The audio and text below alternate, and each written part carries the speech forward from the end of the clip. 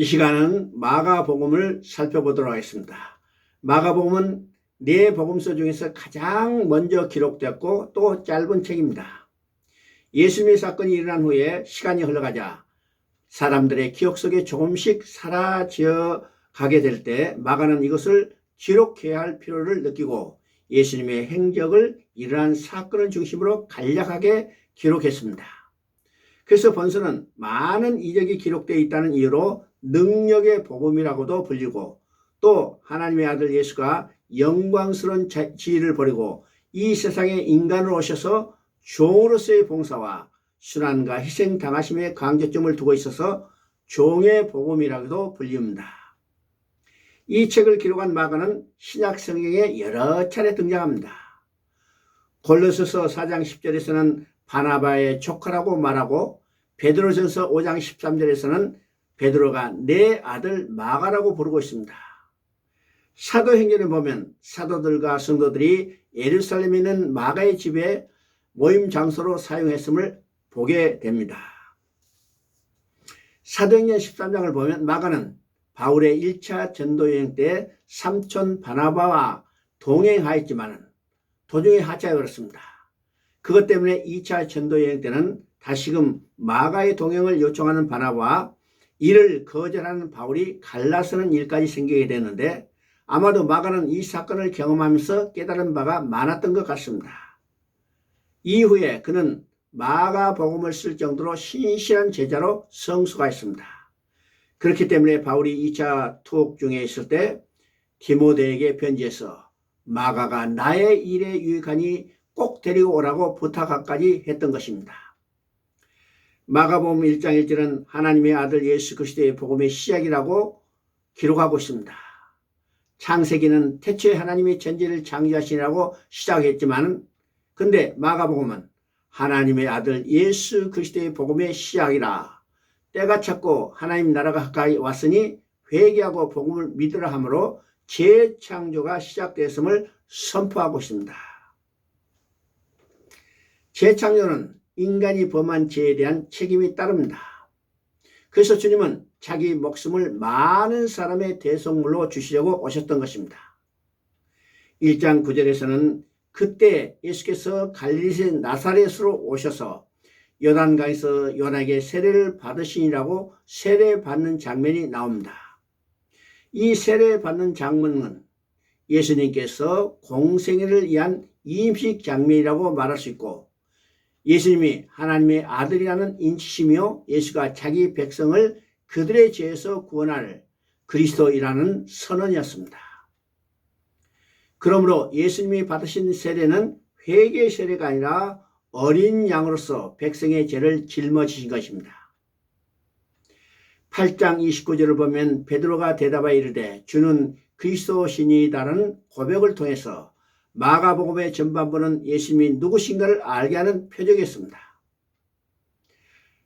8장 30절에서 이에 자기의 일을 아무에게도 말하지 말라고 경고하시고, 31절에서는 인자가 많은 고난을 받고 장로들과 대제사장들과 서기관들에게 버림받아 죽임을 당하고 사흘 만에 살아나야 할 것을 비로소 그들에게 가르치시니라는 말을 통해서 후반부는 예수님께서 무슨 일을 하실 것인가를 보여주고 있습니다.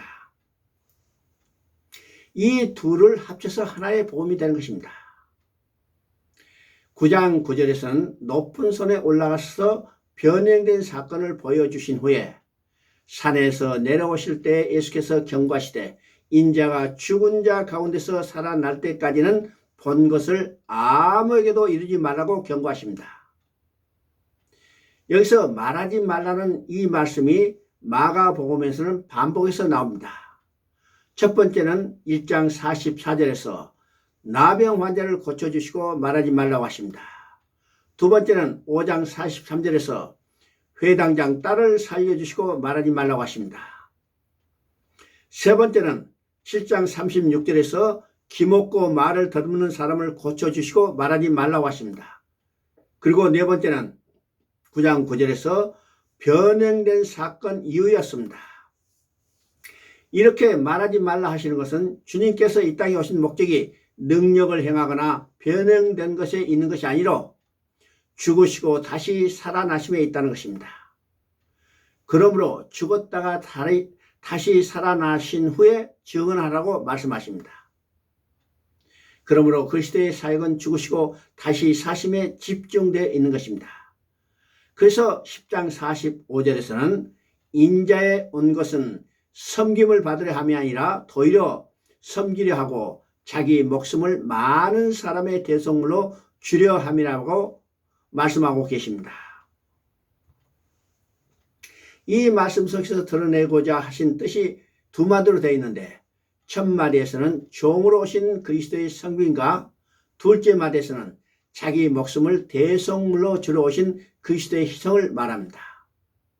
그래서 주님의 성김은 자신의 목숨을 대속물로 주셔서 죄인을 구원하셔서 하나님께로 돌아가게 하시려는 것입니다.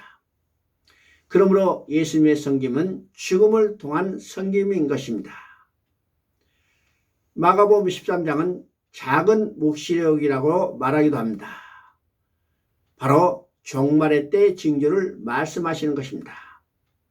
그래서 이 핵심적인 내용은 첫째는 역사적인 종말이 다가오고 있다는 것입니다.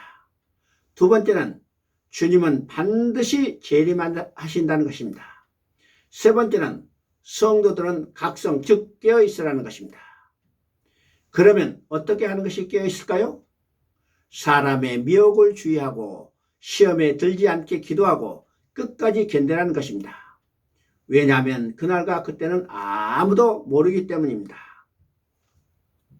14장에서는 예수님께서 자신의 공생애를 마감해야 될 때가 임박했음을 보여주는 사건들입니다.